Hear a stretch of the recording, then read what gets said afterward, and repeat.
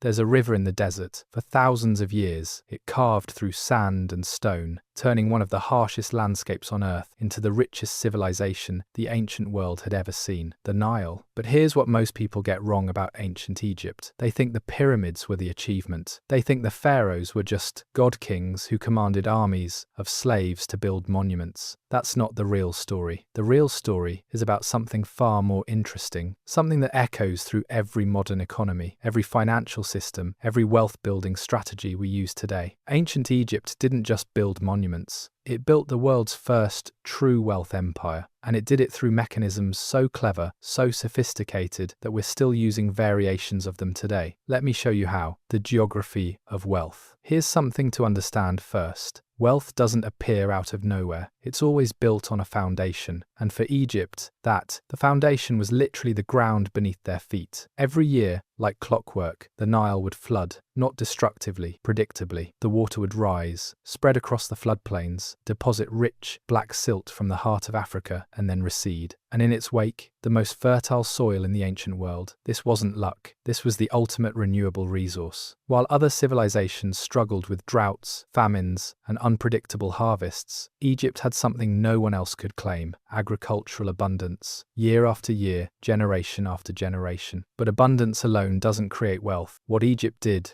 with that abundance, that's where the genius begins, the invention of surplus management. Let's think about this logically. If you're a farmer in ancient Mesopotamia or Greece, you grow what you need, maybe a little extra for trade, but most years, you're just trying to survive. One bad harvest and you're done. But in Egypt, they had so much food that survival wasn't the question. The question was, what do you do with the excess? And this is where ancient Egypt made a leap that would define civilization for millennia. They created the world's first large-scale surplus management system. The pharaoh's administration collected grain as tax, massive amounts of it. They stored it in state-run granaries, enormous warehouses that could hold enough food to feed millions. Why does this matter? Because once you have surplus, you have options, you have security, you have leverage, you have the ability to feed workers who don't farm. You can support craftsmen, artists, architects, soldiers, priests, bureaucrats. You can build pyramids, but more importantly, you can build an economy. The labor system no one understands. Here's where the popular narrative gets it completely wrong. The pyramids weren't built by slaves. Recent archaeological evidence has shattered that myth completely. They were built by paid workers, skilled laborers, who lived in workers' villages, received wages in grain and beer, had healthcare, and even got days off. Let that sink in for a moment. Ancient Egypt had a paid labor force, with benefits. Why would they do this? Why not just use slaves like everyone assumes? Because Egypt understood something fundamental about wealth creation. Skilled, motivated workers are more productive than forced labor, and productivity is what generates wealth. The pharaohs weren't just building monuments, they were building an economic engine. They were creating employment, stimulating demand, circulating resources through the economy. It was essentially ancient Keynesian economics thousands of years before Keynes was even born, the currency of power. Now let's talk about what they paid those workers with: grain and beer. This seems primitive to us. We're used to coins, paper money, digital transactions, but think about what grain and beer actually are. They're stored labor, stored calories, stored wealth, and, more importantly, they're perishable. This is brilliant. When you pay workers in grain, that grain needs to be used. It needs to be consumed, traded, or converted into something else. It can't just sit in a vault accumulating forever like gold. This forced economic circulation. It prevented hoarding. It kept wealth moving through the system. The Egyptian economy was literally designed to flow, like the Nile itself, the temple economy. But here's where it gets really sophisticated. Egyptian temples weren't just religious centers, they were economic powerhouses. The temples owned vast tracts of land, employed thousands of workers, operated workshops, controlled trade routes, and managed investment portfolios that would make modern hedge funds jealous. Think of them as the ancient world's first corporations. The Temple of Amun at Karnak, at its peak, owned more wealth than the pharaoh himself. It controlled roughly 1/3 of all cultivable land in Egypt. It had its own fleet of ships. It its own trading networks, its own banking operations. Yes, banking operations. Temples functioned as early banks. They loaned grain to farmers for planting season with interest. They stored wealth for the elite. They financed trade expeditions. They even issued what we might call credit notes, promises to pay, that could be traded as a form of currency. The priests who ran these institutions weren't just spiritual leaders. They were financiers, economists, investment managers. They understood leverage. They understood compound interest.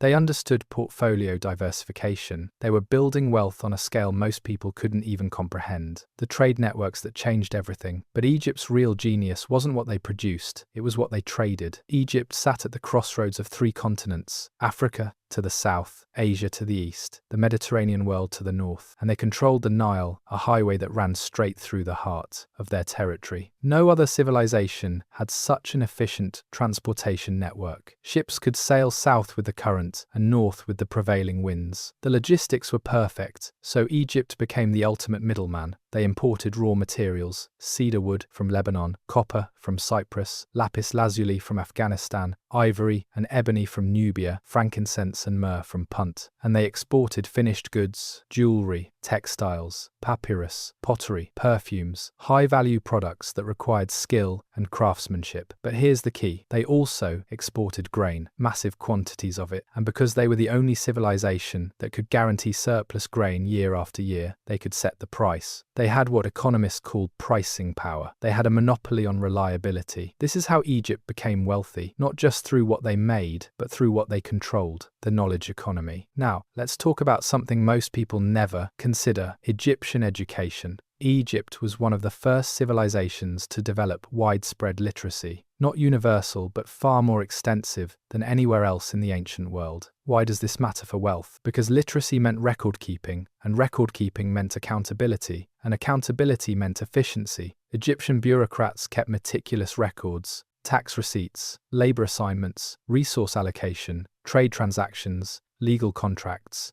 They created the world's first true paper trail, literally, on papyrus. This administrative sophistication gave Egypt a massive advantage. They could plan, they could forecast, they could optimize, they could detect fraud and corruption. Knowledge became a form of capital. And here's something fascinating: scribes, the educated class, who could read and write, were highly valued. They earned good salaries. They had social status. They could move up in society based on merit, not just birth. Egypt created social mobility through education, which meant talented people from all backgrounds could contribute to the economy. That's not just smart, that's revolutionary. The pharaoh as economic strategist. Let's talk about the pharaohs for a moment. We think of them as god kings, divine rulers, absolute monarchs. But look at what they actually did. They invested in infrastructure: canals, irrigation systems, roads, granaries, temples, monuments. These weren't vanity projects, they were economic investments. Canals improved agricultural productivity. Irrigation expanded cultivable land. Roads facilitated trade.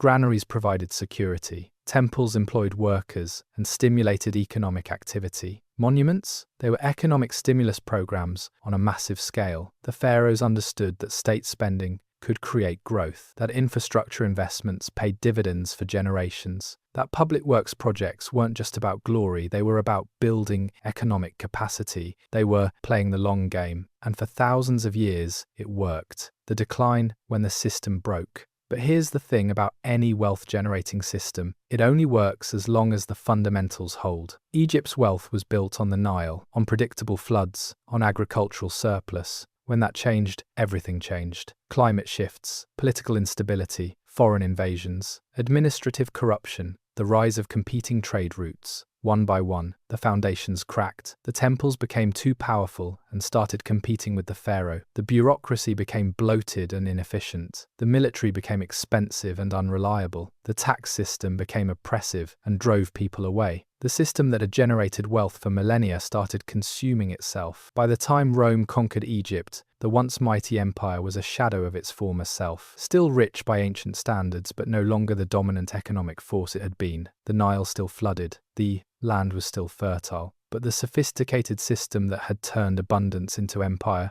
that was gone. The lessons that echo today. So what can we learn from ancient Egypt's wealth-building strategies? First, geography matters, but it's not destiny. Egypt had the Nile, but so did Nubia and Sudan. What mattered was what they did with that advantage. Second, surplus creates options. Whether it's grain in ancient Egypt or capital in modern economies, having more than you immediately need gives you leverage. It gives you the ability to invest, to build, to take strategic risks. Third, infrastructure is wealth. The canals, granaries, roads, and administrative systems Egypt built were just as valuable as the gold in their treasuries, maybe more valuable, because infrastructure generates returns over time. Fourth, economic circulation matters more than hoarding. Egypt's economy worked because wealth flowed. When wealth stops moving, when it gets locked up in too few hands, the system breaks down. Fifth, knowledge is capital. The scribes who could read and write, the priests who understood mathematics and astronomy, the craftsmen who mastered their trades. These people were wealth generators because they added value that raw materials alone couldn't provide. Sixth, monopolies on reliability are more valuable than monopolies on resources. Egypt didn't have a monopoly on grain. They had a monopoly on predictable, year-after-year grain surplus. That's what gave them power. And finally, even the most successful wealth-building systems can collapse if the fundamentals change and the system doesn't adapt. The modern echo. Look around you today. We still build wealth the same way Egypt did. We create surplus, we invest in infrastructure, we develop specialized knowledge, we manage labor forces, we control trade networks, we use sophisticated financial instruments. The mechanisms are more complex, the scale is larger, the technology is different, but the principles, they're the same. Egypt understood that wealth isn't just having stuff, it's having systems that generate value, it's having institutions that allocate resources efficiently, it's having knowledge that others need, it's having reliability that others depend on. They built the blueprint, we're still following it. The Nile doesn't flood the way it used to. The temples are ruins, the pharaohs are dust, but the lessons, those are eternal. Wealth is built on foundations, maintained through systems, and lost when we forget that no empire, no matter how powerful, lasts forever without adaptation. Ancient Egypt shows us how to build wealth. Its decline shows us how to lose it. Both lessons are worth remembering.